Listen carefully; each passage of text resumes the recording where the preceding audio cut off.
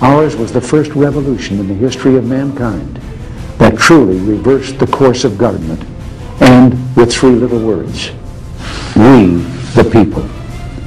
We the people tell the government what to do. It doesn't tell us. We the people are the driver. The government is the car. And we decide where it should go, and by what route, and how fast. Almost all the world's constitutions are documents in which governments tell the people what their privileges are. Our Constitution is a document in which we, the people, tell the government what it is allowed to do. We, the people, are free. This belief has been the underlying basis for everything I've tried to do these past 8 years. But back in the 1960s, when I began, it seemed to me that we'd begun reversing the order of things. That through more and more rules and regulations and confiscatory taxes, the government was taking more of our money, more of our options, and more of our freedom. I went into politics in part to put up my hand and say, stop. I was a citizen politician, and it seemed the right thing for a citizen to do. I think we have stopped a lot of what needed stopping. And I hope we have once again reminded people that man is not free unless government is limited. There's a clear cause and effect here that is as neat and predictable as a law of physics. As government expands, liberty contracts.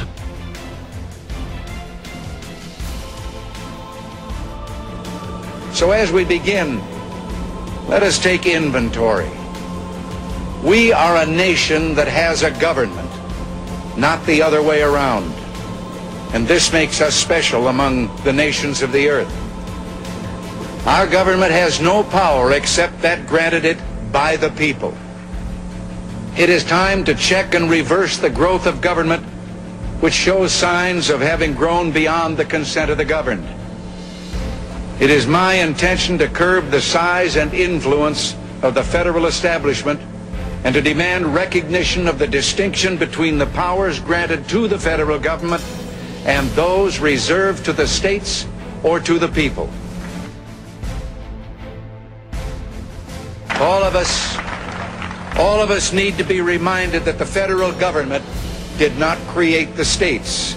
The states created the federal government.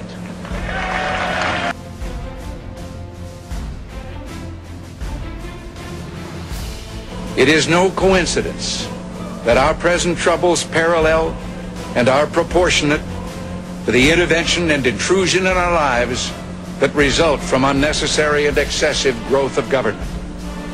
It is time for us to realize that we're too great a nation to limit ourselves to small dreams. We're not, as some would have us believe, doomed to an inevitable decline.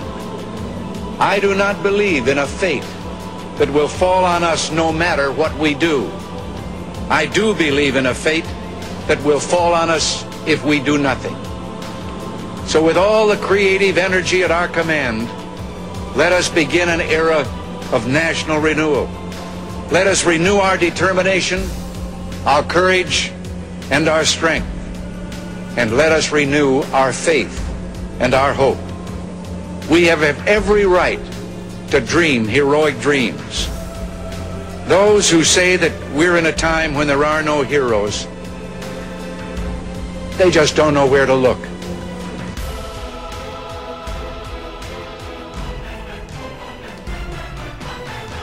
Our country is in danger, but not to be despaired of. On you depend the fortunes of America. You are to decide the important question upon which rests the happiness and the liberty of millions yet unborn. Act worthy of yourselves. Well, I believe we, the Americans of today, are ready to act worthy of ourselves.